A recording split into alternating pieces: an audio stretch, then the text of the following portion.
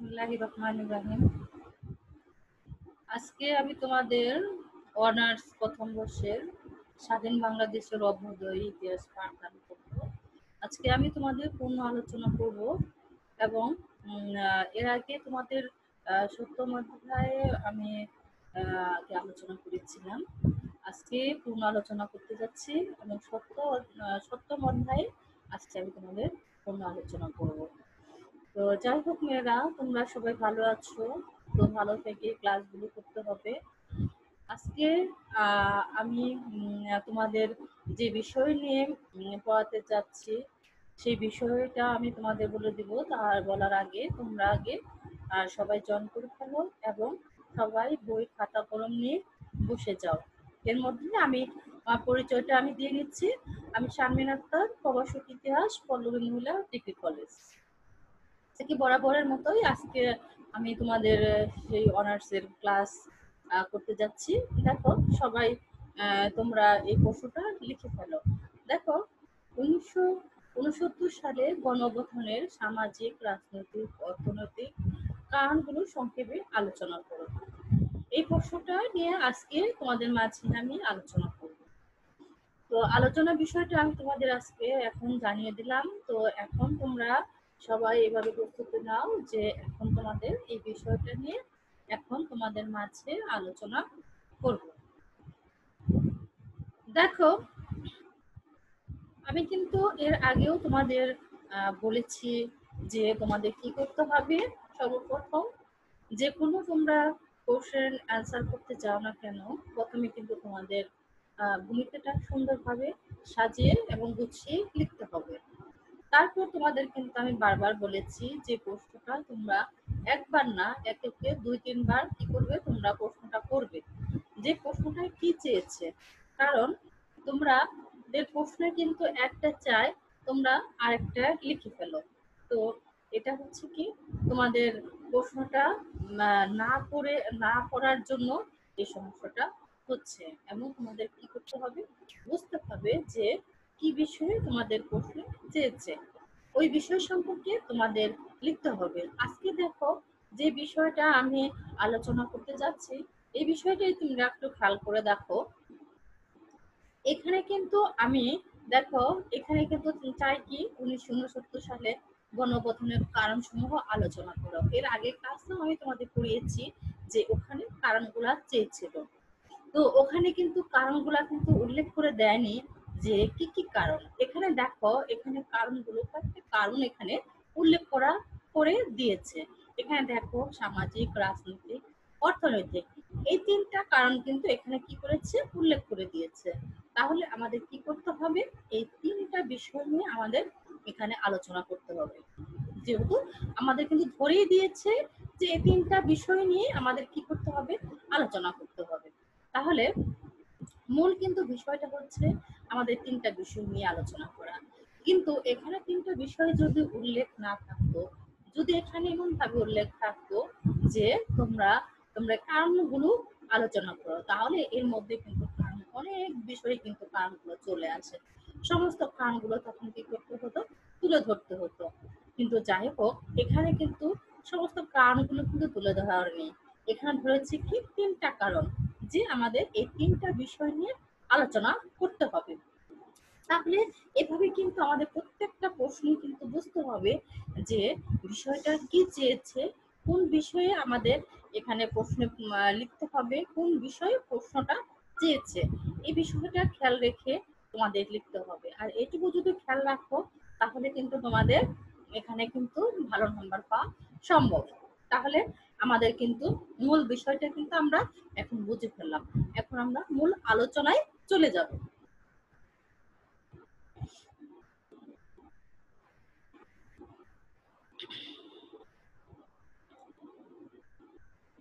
দেখো, আমরা এখানে যে ভূমিকাটা আমরা এভাবে সাজিয়েছি, এভাবে আমরা আলোচনা করতে পারি। দেখো, 1969 সালে গণঅভ্যুত্থানের পাকিস্তানের ইতিহাস এক ঐতিহাসিক গুরুত্বপূর্ণ কিন্তু ঘটনা। এই ব্রিটিশ শাসন থেকে মুক্তি পেয়ে বাঙালিরা কি করেছে, সালে স্বাধীনতা লাভ করেন। তাহলে কত সালে স্বাধীনতা লাভ করেছে? 1947 সালে। কিন্তু তারা আবার আবদ্ধ হয় পশ্চিম পাকিস্তানের শাসনচক্রের রাজনৈতিক শৃঙ্খলে। এই ফলশ্রুতি পূর্ব পাকিস্তানের গণ অভ্যুত্থানের ঘটে। তাহলে দেখো, এখানে আমরা ভূমিকাটা এইভাবে আমরা বলতে পারি, এবং তোমরা ইচ্ছে করলেও আরো অনেক কিছুই তোমরা এখানে লিখতে পারো। এখন দেখো, এখানে আমরা যে মূল বিষয়টা, প্রশ্নটা আমরা সরাসরি এখন চলে যাচ্ছি, যেহেতু ভূমিকাটা আমরা এইভাবে তোমাদের বললাম। তো এখানে কি চেয়েছে প্রশ্নে? 1969 সালে গণ অভ্যুত্থানের সামাজিক, রাজনৈতিক, অর্থনৈতিক কারণগুলো আলোচনা করো। তাহলে এই বিষয়গুলো এখন আমি তোমাদের নিচে একটা একটা করে আলোচনা করব। এখন দেখো, এখানে তোমরা খাতায় তোমরা লিখে ফেলো সামাজিক কারণ। সামাজিক কারণের মধ্যে দেখো আরো কিছু বিষয় আছে। এর মধ্যে কি আছে? সাংস্কৃতিক, গোঁড়ামি, মৌলিক গণতন্ত্র ও স্থানীয়। এখন এই তিনটা বিষয় নিয়ে আবার তোমাদের আমি সামাজিক কারণের মধ্যে আলোচনা করব। এখন দেখো, সামাজিকের মধ্যে আছে সাংস্কৃতিক, গোঁড়ামি, মৌলিক গণতন্ত্র ও স্থানীয় শাসকদের অত্যাচার। আরেকটা কি আছে দেখো, আমাদের গণবিরোধীর ভূমিকা। এই চারটা বিষয় নিয়ে আমি সামাজিক কারণগুলো আলোচনা করব। এখন আমরা এক এক করে আমরা আলোচনায় চলে যাচ্ছি। আমি তোমাদের একটু একটু করে সমস্ত পয়েন্টের আলোচনাগুলো আমি বলে দিচ্ছি। দেখো, রাজনৈতিক কারণ। 1969 সালে গণ অভ্যুত্থানের পেছনে রাজনৈতিক কারণ কি ছিল? নিহত ছিল। এর আলোচনার মধ্যে দেখো, এক নম্বরে কি ছিল?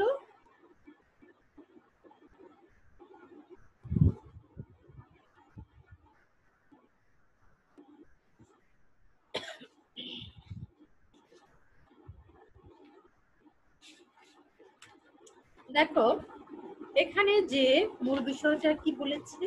সামাজিক কারণ। এই সামাজিক কারণটা মধ্যেও কিন্তু আরো কয়েকটা ভাগে ভাগ করেছে। এই বিষয়ের দিকে কিন্তু তোমাদের কি করতে হবে? খেয়াল রাখতে হবে যে বিষয়টা কি বলেছে। এখানে দেখো, সামাজিক সামাজিক কারণ বলেছে। তো তারপরে কি বলেছে? সাংস্কৃতিক, গোঁড়ামি, মৌলিক গণতন্ত্র, স্থানীয় শাসকের অত্যাচার। আমি আবার তোমাদের আবার বলছি যে প্রথমে ভূমিকাটা আমি আরেকটু বড় করে বলে দিচ্ছি, যেন তোমাদের বুঝতে একটু সুবিধা হয়। দেখো, পাকিস্তানের শাসনতান্ত্রিক ইতিহাস। 1969 সালে গণঅভ্যুত্থানের একটি উল্লেখযোগ্য কি ছিল?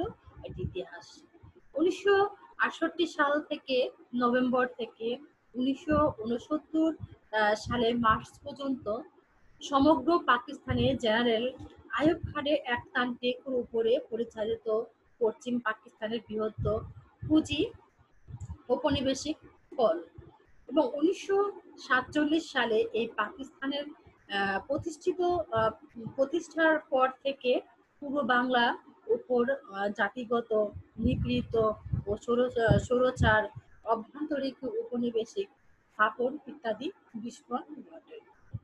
এবং 1948 থেকে 1952 সাল পর্যন্ত ভাষা আন্দোলনের মাধ্যমে এরপর বিস্ফোরণ এরপর বিস্ফোরণ ছিল 1954 সালে নির্বাচনে শাসনে মুসলিম লীগের ভরাডুবির মাধ্যমে। তারপর দেখো, এরপর হয়েছে কি 11 দফা, 6 দফা দাবি আদায়ের 1969 সালে তখন কি করা হয়েছে? এই পূর্ব পাকিস্তানের ছাত্র জনতার প্রচন্ড আন্দোলন তখন কি হয়েছে? শুরু হয়েছে, যা ক্রমান্বয়ে এই আন্দোলনের একটি গণ অভ্যুত্থানের পরিণত হয়। 1969 সালে গণ অভ্যুত্থান নামে কি ছিল? পরিচিত ছিল। তাহলে আমরা ভূমিকাটা এভাবে বলতে পারি।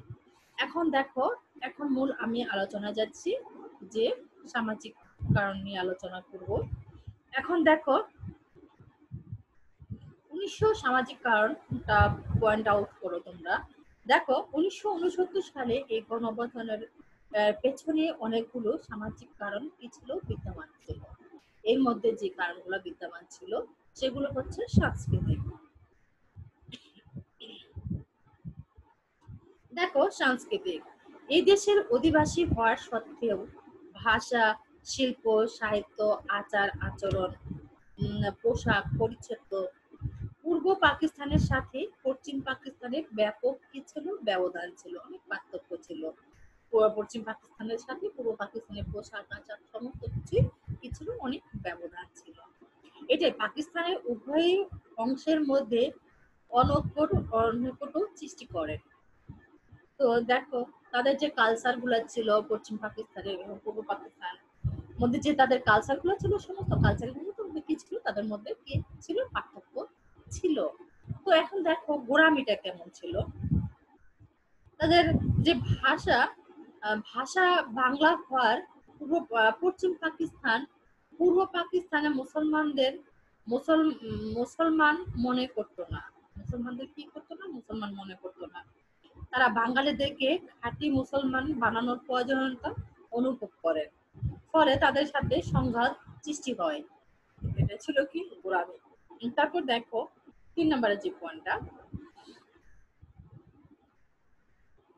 সেটা হচ্ছে মৌলিক গণতন্ত্র ও স্থানীয় শাসকদের অত্যাচার। মৌলিক গণতন্ত্র, এখন দেখো 1962 সালে এই সংবিধান অনুযায়ী মৌলিক গণতন্ত্র চালু হলেও পূর্ব পাকিস্তান ও পশ্চিম পাকিস্তানের গণবিরোধী অশোভন শক্তির ক্ষমতা বৃদ্ধি পায়। মৌলিক যে গণতান্ত্রিক ও গ্রামীণ ও শাসকেরা জনজীবনে দুর্বিষহ করে তুলেছিল। এদেরকে প্রভাব সাধারণত মানুষের জীবন এবং সম্পত্তি হুমকির সম্মুখীন হয়েছে। তাহলে দেখো এখানকার যে প্রজাদের সাধারণত মানুষের যে জীবন ধারণ, তাদেরকে সম্পত্তি সমস্ত কিছু কিন্তু তখন কি হলো, হুমকির সম্মুখীন হয়ে হলো। এই দুর্বিষহ অবস্থা থেকে মুক্তি পাওয়ার জন্য তখন এই পূর্ব পাকিস্তান এই জনগণের উপর 1969 সালে এই গণ অভ্যুত্থানের অংশ নিয়েছে। তখন দেখো এই পূর্ব পাকিস্তানের জনগণ তখন তারা কি করেছে, তারা কিন্তু অনেক দুর্বিষহ এবং হুমকির সম্মুখীন হয়েছিল। এবং তারা এই সমস্ত কিছু থেকে মুক্তি পাওয়ার জন্য তখন বাঙালিরা কি করেছে, 1969 সালে এই গণ অভ্যুত্থানের মাধ্যমে তারা কি করেছে, অংশ মুক্তির জন্য তারা কি করেছে, 1969 সালে এই গণঅভ্যুত্থানে অংশ নিয়েছে। এখন দেখো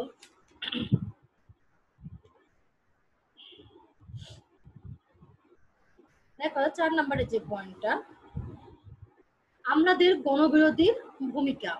আমাদের কি গণবিরোধী ভূমিকা। দেখো এই আমলা ও সামরিক বাহিনীর ক্ষমতা বৃদ্ধি 1969 সালে এই গণঅভ্যুত্থানের আর একটি অন্যতম কারণ ছিল। তো 1958 সালে আইয়ুব খান সামরিক শাসন জারি করে তখন পাকিস্তানের শাসন ভার গ্রহণ করেন। তখন দেখো কয়েক বছর ক্ষমতা প্রয়োগ করে তখন আইয়ুব খান বুঝতে পারেন যে শুধু সামরিক বাহিনী দ্বারা দেশের শাসন ও নিয়ন্ত্রণ করা সম্ভব নয়। তাহলে কি করতে হবে এখানে, তাই তিনি বেসামরিক আমলাদের প্রতি দৃষ্টি দেন। ক্রমান্বয়ে আমলাদেরকে শক্তি তখন কি আস্তে আস্তে বৃদ্ধি পায়। ফলে পাকিস্তানে একদিকে হয়ে পড়ে যেমন আমলাতান্ত্রিক, অন্যদিকে হয়ে পড়ে স্বরতান্ত্রিক। এখন দেখো সামরিক ও আমলাদেরকে দূরত্ব জনগণের অবস্থা চরমে ওঠে। তখন দেখো ফলে জনগণ তাদেরকে মুক্তির মানছে অভ্যুত্থানের ঘটায়। তখন এই আমাদেরকে যে গণবিরোধী ভূমিকা, এভাবে আমাদের গণবিরোধী ভূমিকা রেখেছিল। এখন দেখো আমরা তার পরবর্তীতে পয়েন্টে যাব। আর দেখো এখানে কিন্তু প্রশ্নে আমি কিন্তু বলে দিয়েছি যে তোমাদের এখানে সামাজিক, রাজনৈতিক, অর্থনৈতিক এই 3টা বিষয় নিয়ে এখানে আলোচনা করতে হবে। তো যেহেতু আমরা এখানে কি সামাজিক কারণটা এখানে আলোচনা করে ফেলেছি, এখন পরবর্তী পয়েন্টে আমি চলে যাচ্ছি রাজনৈতিক কারণ। এখন দেখো এই রাজনৈতিক বিষয় নিয়ে এখন আমি তোমাদের মাঝে ছোট করে আলোচনা করব। দেখো এখানে প্রথমে আমি তোমাদের বলে নিচ্ছি কি কি বিষয়ের উপর আমি আলোচনা করব। দেখো রাজনৈতিক কারণ, প্রথম যে কারণটা ছিল লাহোর প্রস্তাবের সংশোধনীয়। 2 নম্বর খ নাম্বার দেখো স্বরতন্ত্র শাসন প্রতিষ্ঠা। তারপর দেখো সরকারি দমন নীতি, রাজনৈতিক ষড়যন্ত্র এবং জাতীয়তাবাদের চিন্তা ও বিকাশ। তাহলে আমরা এই কয়েকটা বিষয় নিয়ে এখন আলোচনা করব। প্রথম পয়েন্টটা ধরো, লাহোর প্রস্তাবের সংশোধন। দেখো 1969 সালে যে গণ অভ্যুত্থানের পেছনে রাজনৈতিক কারণ কিন্তু নিহত ছিল। এই কারণগুলো আমি নিচে একটা একটা করে আলোচনা করে দিচ্ছি তোমাদের। দেখো, লাহোর প্রস্তাব সংশোধনীয়। 1940 সালে এই লাহোর প্রস্তাব একাধিক মুসলিম রাষ্ট্র গঠন করার কথা বলা হলেও পরবর্তীতে তখন কি এই প্রস্তাব সংশোধন করে একটি মাত্র রাষ্ট্র গঠনের কথা বলা হয়। তখন কালক্রমে এই সংশোধনীয় শুভ হয়ে শুভ ফল বয়ে আনেনি। তখন কি এখানে কিন্তু তাদেরকে শুভ ফল কিন্তু বয়ে আনেনি। তখন দেখো 1969 সালে এই গণঅভ্যুত্থানের উল্লেখযোগ্য কারণ হচ্ছে কি, স্বৈরতান্ত্রিক শাসন প্রতিষ্ঠানের জন্য তারা এই ব্রিটিশদের বিরোধী আন্দোলন করে। যদিও তারা উক্ত আন্দোলনের স্বাধীন হয়েছিল, কিন্তু স্বৈরতান্ত্রিক শাসন প্রতিষ্ঠান করতে পারেনি। আবার তারা পশ্চিম পাকিস্তানের শাসনের যাতা করে পিছুপ হতে থাকে। পাকিস্তানের 23 বছর শাসনামল ছিল কলঙ্কময়। পুরো পাকিস্তানের জনগণই চেয়েছিল যে শোষণের জাঁতাকল থেকে মুক্ত হয়ে স্বতন্ত্র শাসন প্রতিষ্ঠান করতে। আর এই স্বতন্ত্র শাসন প্রতিষ্ঠানের লক্ষ্য শুরু হয় 1969 সালে এই গণ অভ্যুত্থান। এখন দেখো, এই স্বতন্ত্র শাসন প্রতিষ্ঠান আমরা দেখলাম কিভাবে স্বতন্ত্র শাসন প্রতিষ্ঠান করেছে, লাহোর প্রস্তাব কিভাবে সংশোধন করেছে। এখন গ নাম্বারে যে পয়েন্টটা, সরকারি দমন নীতি। এখন আমরা দেখব কি সরকারি দমন নীতি কিভাবে করেছিল। দেখো 1969 সালে 1969 সালে গণঅভ্যুত্থানের অন্যতম একটি কারণ ছিল কি, সরকারি দমন নীতি। সমগ্র পাকিস্তানের এই গণতন্ত্রের জনগণ যখন আইয়ুব শাসনের একনায়কতন্ত্র সুলভ আচরণের বিরুদ্ধে প্রতিবাদ মুখর হয়ে ওঠে। সরকার তখন অসঞ্চিত হয়ে নির্যাতন, নিপীড়িত ও পন্থা অবলম্বন করে। এই অবস্থায় তখন কি করেছে, এই প্রেক্ষিতে রাজনৈতিক যে নেতা কর্মী ও সাধারণত মানুষের খুবই ফেটে পড়ে এবং গণঅভ্যুত্থানে তখন কি করেছে, ঝাঁপিয়ে পড়েছে। তখন দেখো এটাই হচ্ছে সরকারি দমন নীতি। তারপর দেখো রাজনৈতিক ষড়যন্ত্র। রাজনৈতিক ভাবে কিভাবে তারা ষড়যন্ত্র করেছে। দেখো 1954 সাল থেকে 1958 সাল পর্যন্ত কতিপয় ক্ষমতা লিপ্ত ও রাজনৈতিক ব্যক্তি এই ক্ষমতা থেকে সচ্চারিতা শুরু করে তারা স্বতন্ত্র শাসন আশায় 66 সালে প্রণীত 6 দফা এই রাজনৈতিক এই কর্মসূচি ও 68 ও 69 এই গণ অভ্যুত্থানের পথ সুপ্রশস্ত হয়। তাহলে এই রাজনৈতিক ষড়যন্ত্র, তারা কিন্তু এইভাবে রাজনৈতিক ভাবে ষড়যন্ত্র করেছে। এখন দেখো পরবর্তী পয়েন্টটা দেখো,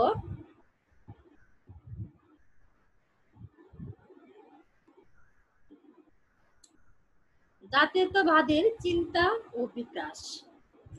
জাতীয়তাবাদের চিন্তা ও বিকাশ এই পাকিস্তানের সৃষ্টির পর থেকে এই ভাষা আন্দোলনের মাধ্যমে এই বাঙালির জাতীয়তাবাদ থেকে সচ্চারিতা সচ্চারিতা শুরু করে তারা স্বায়ত্ত শাসনের আশায় তারা কি করেছিল। এখন দেখো জাতীয়তাবাদের যে চিন্তা, যে বিকাশ, তারা বিকাশ ছিল। দেখো পাকিস্তানের সৃষ্টির পর থেকে এই ভাষা আন্দোলনের মাধ্যমে এই বাঙালির জাতীয়তাবাদের চেতনা জন্ম হয়। পরবর্তীতে হাঁটিয়ে হাঁটিয়ে পা পা করে 1954 সালে নির্বাচনের এই চেতনা পূর্ণতা লাভ করেন। সামরিক শাসনের এই জাঁতাকলে নিষ্পীড়িত ও জনগোষ্ঠীর মধ্যে ৬ দফা কর্মসূচির দাবি বাংলাদেশের জনমতের ও জাতীয়তাবাদের চেতনা গতি সঞ্চার করেন। তাহলে এবার জাতীয়তাবাদের চিন্তা বিকাশ ঘটেছিল। তাহলে দেখো আমরা কিন্তু দুটা পয়েন্ট কিন্তু আলোচনা করে ফেললাম, যে এখানে আমরা সামাজিক রাজনৈতিক কারণগুলো আলোচনা করে ফেললাম। এখন আরেকটা পয়েন্ট বাকি আছে কি, অর্থনৈতিক। এইভাবে তোমরা প্রশ্ন ধরে ধরে বিষয়গুলো ধরে তোমরা এইভাবে তোমরা লেখার চেষ্টা করবে। দেখো আমরা সামাজিকের মধ্যেও অনেকগুলো পয়েন্ট আমি এখানে লিখেছি। এর মধ্যেও আমি তোমাদের এই কয়েকটা পয়েন্ট আমি আলোচনা করে ফেললাম, যে সামাজিক কারণের মধ্যে সাংস্কৃতিক গোড়ামি, মৌলিক গণতন্ত্র ও স্থানীয় শাসকদের অত্যাচার ও আমাদের গর্বিতী ভূমিকা। সামাজিক কারণটা আলোচনা করে ফেলেছি। এখন দেখো রাজনৈতিক কারণটাও আমি আলোচনা করেছি। এখানে রাজনৈতিকের মধ্যে আছে কি, লাহোর প্রস্তাবের সংশোধনীয়, স্বায়ত্ত শাসন প্রতিষ্ঠান, সরকারি দমন নীতি, রাজনৈতিক ষড়যন্ত্র ও জাতীয়তাবাদের চিন্তা বিকাশ। তাহলে দুটো বিষয় কিন্তু আলোচনা করে ফেলেছি। এখন আরেকটা বিষয় আছে কি, অর্থনৈতিক কারণ। এই বিষয়টা নিয়ে এখন তোমাদের মাঝে আমি আলোচনা করব। তাহলে দেখো এইভাবে যদি তোমরা ধরে ধরে ছোট ছোট করে যদি তোমরা বুঝে বুঝে লেখার চেষ্টা করো, তাহলে মনে হয় না যে তোমাদের কোনো প্রশ্ন লেখা বাদ থাকবে। সবগুলো প্রশ্ন তোমরা এইভাবে যদি আস্তে আস্তে প্রশ্ন ধরে ধরে যদি লেখো, তাহলে সবগুলো প্রশ্নই তোমরা লিখতে পারবে। এখন দেখো অর্থনৈতিক বিষয়টায় আমরা চলে আসি, এই বিষয়টা নিয়ে এখন আলোচনা করব। দেখো অর্থনৈতিক কারণ, পাকিস্তানের সৃষ্টির পর থেকে এই পূর্ব পাকিস্তান পশ্চিম পাকিস্তানদের মধ্যে কি ছিল, বৈষম্য শুরু হয়। 1958 সালে সামরিক শাসন জারির পর থেকে এই বৈষম্য আরো তীব্রতর হয়ে ওঠে। এই বৈষম্য প্রতিবাদ স্বরূপ এবং তার দূরীকরণের জন্য 1969 সালে এই গণ অভ্যুত্থান হয়। পূর্ব পাকিস্তানের অভ্যন্তরীণ ও বৈদেশিক সম্পদ থেকে আয় হতো বেশ বেশ, অথচ এখানে উন্নয়ন উন্নয়ন সহ অন্যান্য খাতে খরচ করতে হতো। অপরদিকে দেখো পশ্চিম পাকিস্তানে যে বৈদেশিক অভ্যন্তরীণ যে সম্পদ থেকে আয় হতো তা থেকে কম, অথচ সেখানে খরচ করা হতো বেশি। কয়েকটি চিত্র তুলে ধরেও এই বৈষম্য সুস্পষ্ট হয়ে উঠবে। দেখো পশ্চিম পাকিস্তানের জনসংখ্যা ছিল পাকিস্তানের 55% ভাগ, অথচ উন্নয়নের খাতে ব্যয় করা হতো মাত্র আয়ের মাত্রা ছিল 30%।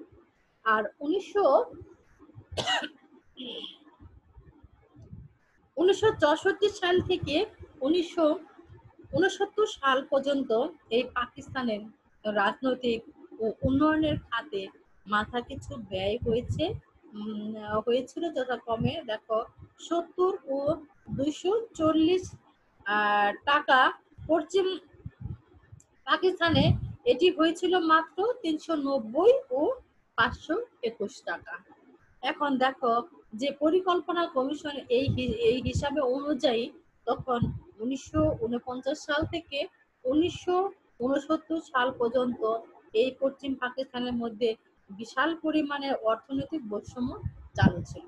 তাহলে দেখো পশ্চিম পাকিস্তান পূর্ব পাকিস্তানের মধ্যে কিন্তু অনেক বৈষম্য ছিল। তারপর দেখো আর এই অর্থনৈতিক বৈষম্য কারণে সংগঠিত হয়েছিল 1969 সালে এই গণ অভ্যুত্থান। তাহলে দেখো এই অর্থনৈতিক কারণ যেটা ছিল, যে অর্থনৈতিক দিক থেকে কিন্তু অনেক বৈষম্য শিকার পেয়েছিল পূর্ব পাকিস্তানরা।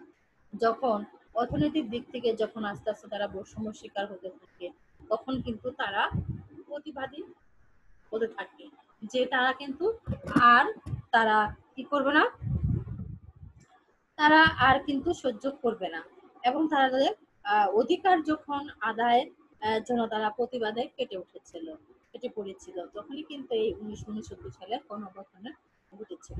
তাহলে দেখো আমরা এখান থেকে কিন্তু অনেক কিছু কিন্তু আমরা জানতে পেরেছি। এবং পরিশেষে যে বিষয়টা আমি তোমাদের বলবো, উপসংহার যে বিষয়টা আমি বলবো, এটা কিন্তু শেষে উপসংহারটা কিন্তু আমাদের কিছু বলতে হবে এবং কিছু কিন্তু লিখতে হবে। এটা এটা কিন্তু মাথায় রাখতে হবে তোমাদের। দেখো, উপরোক্ত আলোচনা শেষে বলা যায় যে 1969 সালে এই গণঅভ্যুত্থানের ফলে রাজনৈতিক, অর্থনৈতিক, সামাজিক শোষণ ও বঞ্চনা থেকে এই বাঙালির জাতির মুক্তির পথ রচিত হয়। এই আন্দোলনে পাকিস্তানের যে সামরিক শাসনকার নস্য করতে চেয়েছিল, কিন্তু ততদিন আইয়ুব সরকার এই ক্ষমতা ভীত কেঁপে ওঠে। আন্দোলনের তীব্রতার মুখে অবশেষে এই পাকিস্তানের এই লৌহ মানব বলে খ্যাত আইয়ুব খানকে পতন ঘটে। এই আন্দোলনের মাধ্যমে পুরো বাংলা জনগণের নিজেদেরকে খাদ্য শাসন ও দাবিতে সংগ্রাম লিপ্ত হন এবং স্বাধীন সার্বভৌমত্ব বাংলাদেশের অবতরণ ঘটায়। তাহলে দেখো, আমি তোমাদেরকে এভাবে উপসংখ্যাটা আমি তোমাদের মাঝে আলোচনা করলাম। তো এভাবে যদি তোমরা একটু একটু করে যদি সমস্ত বিষয় যদি আলোচনা করো এবং সমস্ত বিষয়ে প্রশ্নগুলা কি চেয়েছে এভাবে যদি তোমরা বুঝে বুঝে লিখো, তাহলে তোমাদের কিন্তু অনেক বেশি নাম্বার পাওয়া কিন্তু সম্ভব, যদি তোমরা এভাবে বুঝে বুঝে লিখতে পারো। আর তোমাদের কি করতে হবে, বুঝে কিন্তু লিখতে হবে। তাহলে দেখো, এখানে কিন্তু আমি তোমাদের কিন্তু অনেক বিষয় নিয়ে কিন্তু আলোচনা করলাম তোমাদের। এই বিষয়গুলা তোমাদের অবশ্যই খেয়াল রাখতে হবে যে কি বিষয়ে চেয়েছে, কি বিষয়ে আমাকে আলোচনা করতে হবে এবং কি বিষয় আমাকে লিখতে হবে। আজকে দেখো, তোমাদের আমি যে বিষয়গুলা এখন আমি তোমাদের পড়াচ্ছি, সেগুলা কিন্তু আমি এর আগেও কিন্তু অনেকগুলো ক্লাসেও কিন্তু আমি তোমাদের কিন্তু ধারণা দিয়েছি কিভাবে লিখতে হবে, কিভাবে প্রশ্ন থাকতে পারে। তো সেই বিষয়গুলা আমি আবার তোমাদের মাঝে পূর্ণ আলোচনা করছি এবং পূর্ণ আলোচনা করছি। এবং যারা তোমরা ক্লাসগুলো যারা যারা আগে জয়েন করানি, এখনো কিন্তু তোমাদের কিন্তু সুযোগ আছে, তোমরা ক্লাসে জয়েন করে তোমরা ক্লাসগুলো দেখতে পারো। তাহলে দেখো, এখান থেকে কিন্তু আমরা অনেক কিছুই কিন্তু শিখতে পেলাম যে 1969 সালে কিভাবে গণঅভ্যুত্থান হয়েছিল, কিভাবে গণঅভ্যুত্থানের ফলে কিভাবে আমরা নিজেদের অধিকার পেয়েছি, তাদের যে রাজনৈতিক কারণগুলো কিভাবে তারা প্রতিষ্ঠিত করেছে, অর্থনৈতিক কারণগুলো কিভাবে প্রতিষ্ঠিত করেছে এবং সামাজিক কারণগুলো কিভাবে প্রতিষ্ঠিত করেছে, এই বিষয়গুলো কিন্তু আমরা এখান থেকে আমরা জেনে গেলাম। এখন আমি তোমাদের আরেকটা বিষয় আমি তোমাদের ছোট্ট করে একটা কথা বলছি তোমাদের। এখানে যদি ফলাফলটা যদি থাকে তোমাদের, যে ফলাফলটা তোমরা কিভাবে লিখবে। এখন দেখো, ফলাফলটা আমি তোমাদের এইভাবে তোমাদের বলতে পারি। দেখো, 1969 সালের এই গণ অভ্যুত্থানের সাথে 1971 সালে যে স্বাধীনতা সংগ্রাম একটি প্রত্যক্ষ যোগাযোগ রয়েছিল, প্রত্যক্ষভাবে কিন্তু এটা যোগাযোগ রয়েছিল।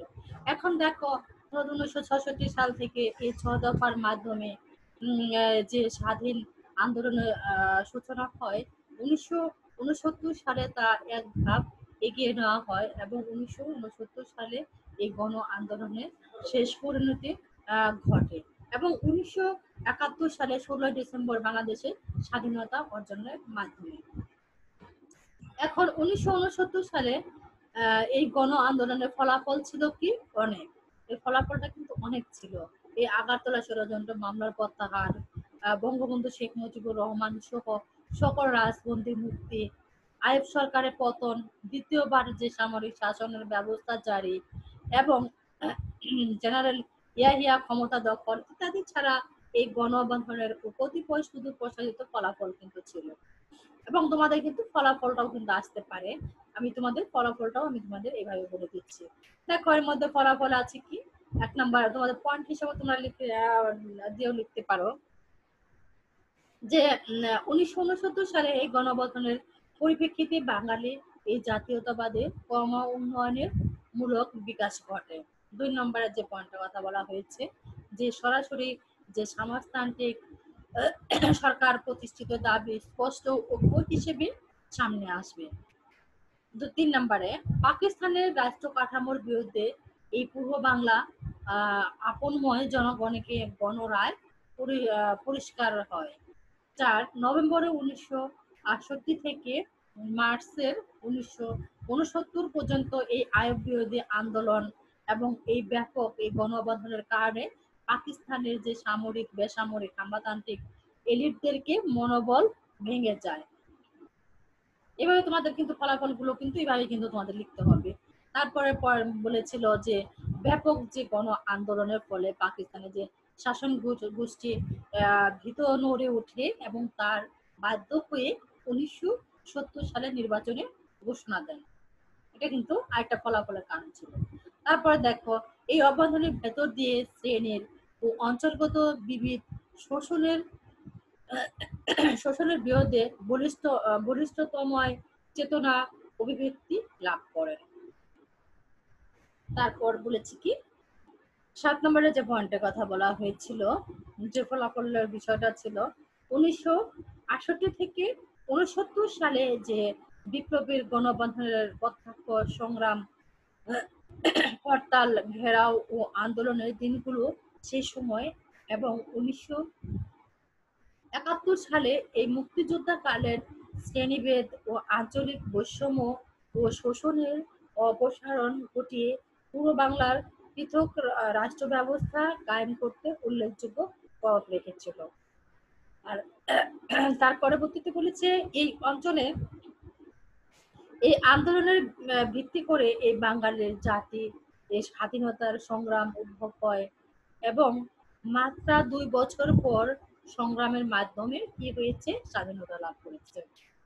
তারপর এই গণঅভ্যুত্থান ছিল কি শোষকের কাছ থেকে শোষিত অর্থনৈতিক রাজনৈতিক অধিকার আদায়ের হাতিয়ার স্বরূপ। তারপর দেখো 69 সালে এই গণঅভ্যুত্থানের পুরো সমাজ ও জনগণের চেতনা নজিরবিহীন প্রভাব বিস্তার করে এবং স্থানীয় ছাপ রেখে যায়। এখন এইভাবে তোমরা এই ফলাফলটা এভাবে তোমরা আলোচনা করতে পারো এবং তোমাদের এই ফলাফলটাও কিন্তু আসতে পারে পরীক্ষা এবং তোমাদের রচনামূলক হিসেবেও তোমাদের আসতে পারে এবং সংক্ষিপ্ত প্রশ্নের হিসেবেও তোমাদের আসতে পারে। তখন তোমাদের কি করতে হবে এইভাবে তোমাদের ফলাফলটাও এইভাবে তোমাদের আলোচনা করতে হবে। তাহলে দেখো আমরা কিন্তু এখানে কিন্তু দুটো প্রশ্ন নিয়ে কিন্তু আলোচনা করে ফেললাম যে এখানে কি কি প্রশ্ন নিয়ে আলোচনা করেছি। দেখো 1969 সালে গণঅভ্যুত্থানের সামাজিক রাজনৈতিক অর্থনৈতিক কারণগুলো আলোচনা করো এবং 1969 সালে এই গণঅভ্যুত্থানের ফলাফল আলোচনা করো। এই ফলাফলটাও আমি তোমাদের আলোচনা করে দিলাম। এইভাবে তোমরা ফলাফলটাও আলোচনা করতে পারো। তাহলে আমরা কিন্তু এই বিষয়টা কিন্তু বুঝে ফেললাম যে কিভাবে আমাদের পরীক্ষায় আসতে পারে এবং এই দুটো প্রশ্ন দেখলাম দুটো প্রশ্ন আলাদা আলাদা ভাবে আলোচনা করলাম এবং এটা যদি সংক্ষিপ্ত আকারে যদি আসে আলাদা ভাবে আসবে আর যদি রচনামূলক যদি আসে তাহলে একটার সাথে আরেকটা কিন্তু একটার সাথে কিন্তু আরেকটা কিন্তু জয়েন্ট থাকবে। তখন কিন্তু তোমাদের কিন্তু দুটা মিলে তখন কিন্তু একটা কোশ্চেন হবে রচনামূলক প্রশ্ন। তখন 2-3টা প্রশ্ন মিলে একটা প্রশ্ন করতে পারে। তো এদিকে তোমাদের খেয়াল রাখতে হবে। তো এভাবে তোমাদের ছোট ছোট আকারে যে প্রশ্নগুলো সংক্ষিপ্ত আকারে আসতে পারে কিন্তু যখন তোমরা 2-3টা প্রশ্ন মিলে যখন একটা প্রশ্ন তৈরি করবে তখন কিন্তু রচনামূলক প্রশ্ন হয়ে যাবে। তখন কিন্তু তোমাকে প্রত্যেকটা প্রশ্নের কিন্তু জবাব কিন্তু তোমাকে দিতে হবে। ঠিক আছে, প্রত্যেকটা প্রশ্নের কিন্তু উত্তর তোমাকে দিতে হবে। তো এভাবে তোমরা প্রশ্নগুলো যখন লিখবে তখন ধরে ধরে যে কোন বিষয়টুকু তুমি লিখলে তারপরের অংশটুকু কি বাকি আছে এভাবে ধরে ধরে তোমাকে লিখতে হবে। তাহলে দেখো আজকে আমি তোমাদের মাঝে 7ম অধ্যায় পূর্ণ আলোচনা করলাম। তো এই পূর্ণ আলোচনাগুলো তোমরা যারা ক্লাসগুলো দেখোনি তারা সবাই ক্লাসগুলো আবার দেখার চেষ্টা করবে এবং দেখবে যে কি বিষয়গুলো আমি আবার তোমাদের মাঝে আলোচনা করছি এই বিষয়ের প্রতি তোমাদের আবার খেয়াল রাখতে হবে। এবং আমি তোমাদের আবারও বলছি, তোমাদের কিন্তু রচনামূলক প্রশ্ন কিন্তু 5টা লিখতে হবে, ওখানে কিন্তু 50 নম্বর। এটা মাথায় রাখতে হবে যে ওখানে কিন্তু অনেক তথ্য দিয়ে কিন্তু তোমাদের লিখতে হবে। এবং সংক্ষিপ্ত প্রশ্ন কিন্তু একটা প্রশ্নের মান হচ্ছে 4 করে, এবং এখানে কিন্তু 20 নাম্বার তোমাদের। 4টা 5টা প্রশ্ন তোমাদের লিখতে হবে। তো এইভাবে তোমাদের একটু একটু করে এগিয়ে যাও এবং এভাবে তোমরা নিজেকে তৈরি করে ফেলো, এবং বাসায় বসে বসে তোমাদের কিন্তু আমি লেখা স্টাডি করতে বলেছি, এবং প্রয়োজনে তোমরা দেখে দেখে, তোমরা বই দেখে দেখে কিন্তু লিখবে। তো যাই হোক, আজকে আমি তোমাদের আর প্রশ্ন আমি আর বাড়াবো না। আজকে যেহেতু 2টা প্রশ্ন তোমাদের মাঝে আমি আজকে আলোচনা করে ফেললাম, পরবর্তীতে ক্লাসে আমি আরো অন্যান্য বিষয় নিয়ে আরো আলোচনা করব। যেহেতু তোমাদের বিষয়গুলো আমি আগেও করে ফেলেছি, এখন তোমাদের অজানা কোনো কিছু না, সমস্ত কিছু কিন্তু তোমাদের এখন জানা, কারণ সমস্ত বিষয় নিয়ে আমি একবার আলোচনা করেছি, আবার ওই বিষয়গুলো নিয়েই কিন্তু আবার আলোচনা করছি। তাহলে এখন আমার বলার আগেই তোমরা কিন্তু আগে বলে ফেলতে পারবে যে প্রতিটা প্রশ্নে কিন্তু ঘটনা কিন্তু তোমরা কিন্তু আগেই বলতে পারবে, যেহেতু এই জিনিসগুলো আমি তোমাদের আগেও পড়িয়ে ফেলেছি। তো যাই হোক, তো আজকে আমি তোমাদের আর ক্লাস বেশি সময় আর নেব না। তো পরবর্তী ক্লাসে তোমরা সবাই জয়েন করবে এবং সবাই ক্লাসগুলো দেখবে, এবং কি ক্লাসে পড়াচ্ছি এবং ক্লাসের ধারাবাহিকতা অনুযায়ী তোমরা ক্লাসগুলো দেখার চেষ্টা করবে, তাহলে তোমাদের বোঝার সুবিধা হবে। কারণ মাঝখান থেকে একটা ক্লাস যদি বাদ পড়ে যায়, তাহলে পরবর্তী ক্লাসটা তোমাদের বোঝার একটু সমস্যা হয়ে যাবে। এজন্য কি করতে হবে, ক্লাসে দেখো সিরিয়াল নাম্বার দেওয়া আছে, তোমরা ওইভাবে ক্লাসের সিরিয়ালটা মেনটেন করে তোমরা দেখার চেষ্টা করবে। কারণ ক্লাসের সিরিয়াল ছাড়া তোমরা এক ক্লাস, ধরো 1 নাম্বার ক্লাস দেখেছো, তারপর তুমি আবার 5 নাম্বার ক্লাস দেখছো, তাহলে মাঝখানে কিন্তু আরো 4টা ক্লাস কিন্তু বাদ পড়ে যাচ্ছে, তাহলে ওই 5 নাম্বার ক্লাসে বোঝা তোমার জন্য একটু সমস্যা হয়ে যাবে। কিন্তু 1 থেকে যদি সিরিয়াল অনুযায়ী 5 পর্যন্ত দেখো, তাহলে তোমার জন্য অনেক সহজ হয়ে যাবে। এজন্য আমি বলছি যে তোমরা ক্লাসগুলো সিরিয়াল অনুযায়ী ক্লাসগুলো দেখবে, এবং বাসায় বসে বসে পড়াগুলো সবাই কমপ্লিট করে ফেলবে। তো যাই হোক, তোমরা ক্লাসগুলো সবাই বাসায় বসে দেখো এবং ক্লাসগুলো করো। আজকে আমি তোমাদের ক্লাস এই পর্যন্ত শেষ করছি। সবাইকে ধন্যবাদ। আল্লাহ হাফিজ।